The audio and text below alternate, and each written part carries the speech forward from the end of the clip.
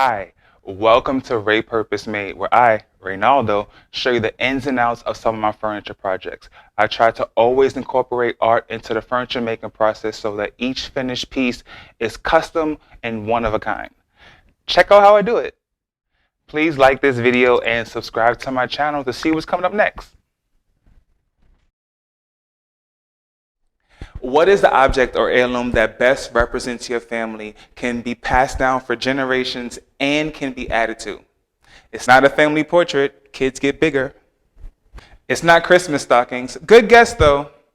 It's not even a family crest. Why? It's a family tree, of course. When my former coworker and really good friend Dawn came to me with the idea to make a family tree for her family, I knew exactly what I was going to do. Usually when I create projects, it is construction and art. And there's some artisticness into the construction as well. But for this piece, there really isn't any construction. I cut out a square, put some 1x3s behind it for like support, and then it was off to the races when it came to the art of the project. There are 4 members of this family: Dawn, Rich, Joe, and Nick. And when I first created the sketches for this project, I definitely knew the placement of where the people were going to be inside of the tree and why. I wanted Dawn to be the base of the tree, the heart of the tree, the heart of the family. So that's why she's placed so closer towards the ground, because she is like Mama Earth, you know, Mama Martucci. I wanted the 2 kids to be branches sprouting out of the tree, and being that both of the kids are right-handed, I led with the older child, Joe, being the one on the actual right side of the tree and Nick being on the left. And for Papa, for Dad, I wanted him to be the son, the protector of the family, the one watching over everyone like the son is. So that's why they were placed where they were placed.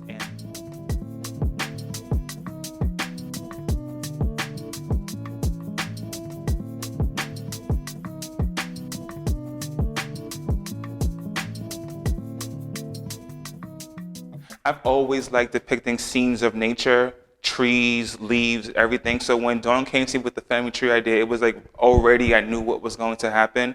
And when I started actually wood burning, I knew there was going to be like roots, obviously, as part of a tree. There was going to be like the branches and everything. But then more ideas came to me about how to make this family tree more robust, more custom, more personalized for the Martucci family. And the ideas I had was to put content more than just the family members' names into the roots, into other objects. So then I asked Dawn, like, name your pets. What is your wedding date? What is your favorite flower? So that's where some of the stuff comes in. You can see 11/10/91 is their wedding date. I have a couple of other things. A lot of the animals' names, I try to find cool ways to depict the animals' names and not just write Luna or write Stella. I put Luna and Stella up in the sky. One passed away, one is still living, but they're up in the sky because one is a star and one is the moon.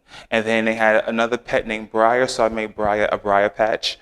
They have another pet named Vegas, so I did like the Vegas logo and put the word Vegas inside of it. I couldn't find anything cool for Champ, so I did the Champ's logo, but they all kind of like just personalized in a way where you have to look at it for a long time to see it.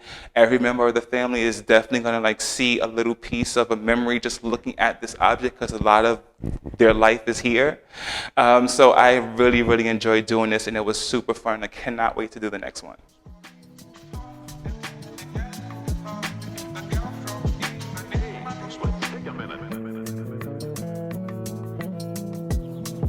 Even way back when Dawn and I worked together, she always expressed how much she loved the wood burn butterflies that I create. So I knew that that was definitely going to be in her family tree. And it fits with the theme, anyway, the theme of nature. So I thought it made sense to just put a giant butterfly for Dawn there. And she was very, very insistent that my wood burn R be in the piece. So I made sure I put it at the bottom right so that it can be there within the roots also. And then the last thing that I wanted to surprise her with was a lotus. I know how much she loves lotus, and I wanted to put one, like kind of just a lotus sitting in water to just give even more of a serene, cool theme for the whole overall family tree.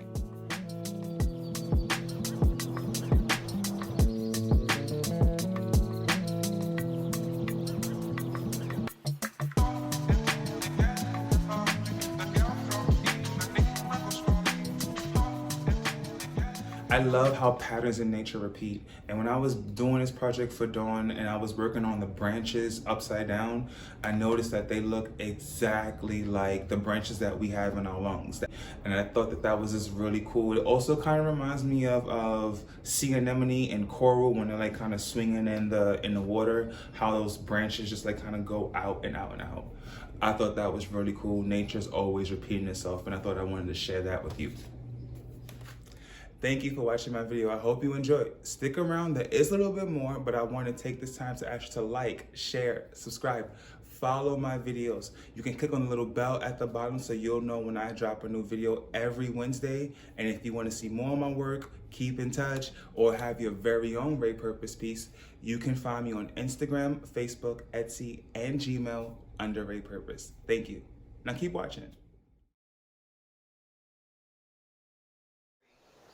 First of all, I want to say that everyone needs one of these because it is, beside the fact that it's beautiful, it is heartwarming to see your whole family up there, the history, the thought that has gone into this, the creativity that has gone into this is something I feel everyone would absolutely want on their wall. It's amazing and it's personal. And also, when my kids have kids, and hopefully wives first, they will go also on there. There is room for them, and I look forward to just building this tree for years. I love it.